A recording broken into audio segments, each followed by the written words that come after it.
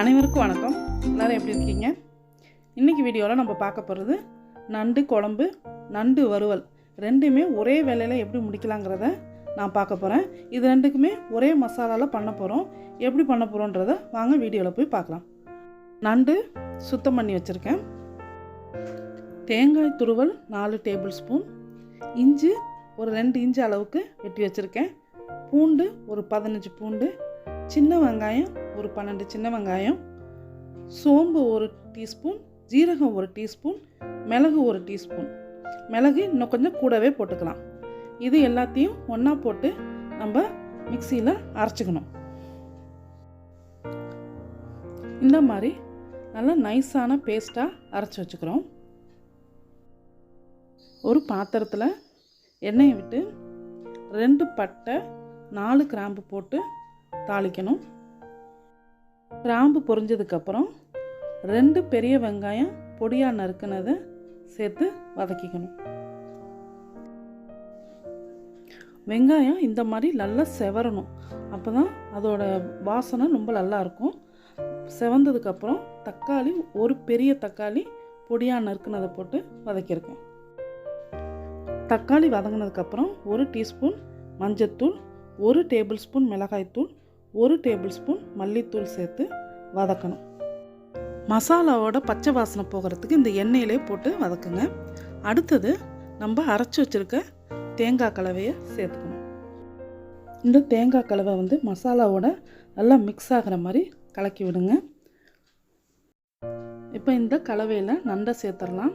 நண்டு பார்த்திங்கன்னா மஞ்சள் கலராக இருக்கும். நான் எப்போதுமே கழுவுனதுக்கப்புறம் 1 ஸ்பூன் மஞ்சத்தூள் போட்டு ஊற வச்சுருப்பேன். நான் அதை அப்படியே சேர்த்துருக்கேன்.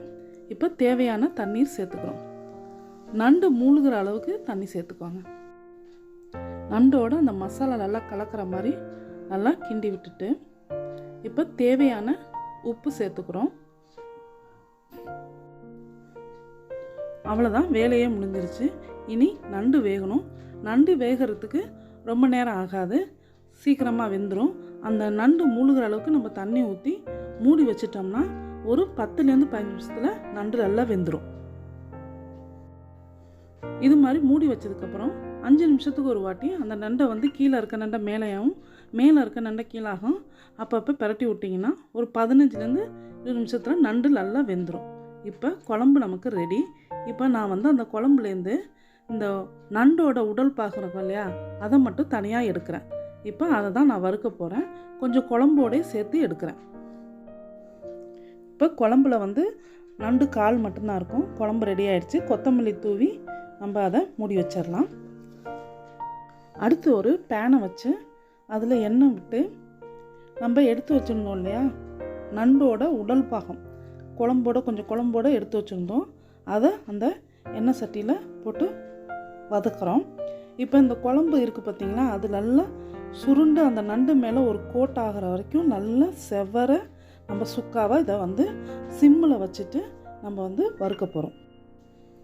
இந்த மாதிரி செய்யும்போது ஒரே மசாலாலே நண்டு குழம்பு, நண்டு வறுவல் ரெண்டுமே ரெடி ஆகிடும். இது சிம்மில் வச்சுட்டு நீங்கள் ஒரு 5 நிமிஷத்துக்கு ஒரு வாட்டி மட்டும் அதை பிரட்டி விட்டால் போதும். நம்ம வேறு வேலையை பார்க்க போயிடலாம். எனக்கு மற்ற நான்வெஜ் வெரைட்டி செய்கிறதோட நண்டு செய்கிறது ரொம்ப ஈஸியாக தெரியும். சுத்தம் பண்ணுறதும் ரொம்ப ஈஸியாக சுத்தம் பண்ணிடலாம். அதே மாதிரி மசாலாவும் ஒரு தேங்காய் அரைக்கிறதோட முடிஞ்சு போயிடும். அதுக்கப்புறம் அடுப்பில் சிம்மில் வச்சுட்டு நம்ம அடுத்து மாவு அரைக்கிறது இல்லை பாத்திரம் கழுவுறதுன்னு நம்ம வேறு வேலையை பார்த்துக்கிட்டே கூட நம்ம இந்த சமையலை முடிச்சிடலாம். ஷூட் பண்ணிகிட்டு இருக்கும்போதே ஆன்லைன் கிளாஸ் ஆரம்பிச்சிருச்சுன்னு பசங்க ஃபோனை பண்ணிக்கிட்டு போயிட்டாங்க.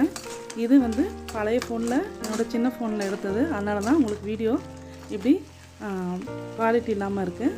இந்த மாதிரி நல்லா சுக்காவாக வறுத்ததுக்கப்புறம் நல்லா 2 டேபிள் ஸ்பூன் மிளகுத்தூள் போட்டு 1 பிடி கருவேப்பிலை போட்டு நல்லா வதக்கி எடுத்தோம்னா நண்டு வறுவல் ரெடி. பாருங்கள், ஒரே மசாலாவில் நண்டு குழம்பும் வறுவலும் ரெடி ஆகிடுச்சு. இந்த முறைப்படி ஒரே ஒரு வாட்டி செஞ்சு பாருங்கள், ரொம்ப பிடிக்கும் உங்களுக்கு, ரொம்ப டேஸ்ட்டாக இருக்கும். இந்த வீடியோ பிடிச்சிருந்துச்சுன்னா லைக் பண்ணுங்கள், கமெண்ட் பண்ணுங்கள், மறக்காமல் என் சேனலை சப்ஸ்கிரைப் பண்ணிக்கோங்க. கடைசி வரையும் என் வீடியோவை ஸ்கிப் பண்ணாமல் பார்த்ததுக்கு நன்றி. அடுத்த வீடியோவில் சந்திக்கலாம்.